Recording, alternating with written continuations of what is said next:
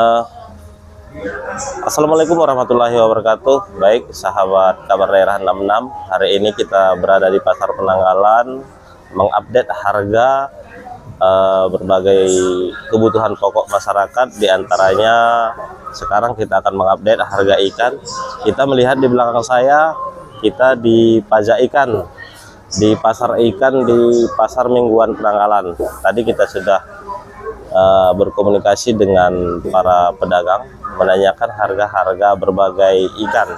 Di antaranya ikan tongkol ada 2 varian, dan satu variannya itu di sekitaran harga 20, dan satu varian lagi ada yang mencapai sampai 35 per kilo, 35.000 per kilo. Nah, di ikan dencis sendiri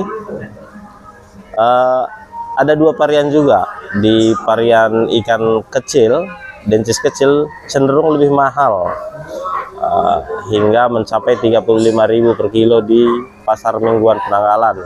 Dan ikan dencis yang ukuran cukup besar itu di varian harga 30.000 per kilogram. Nah, di harga ayam sendiri, harga ayam potong itu per kilonya 40.000 per kilo.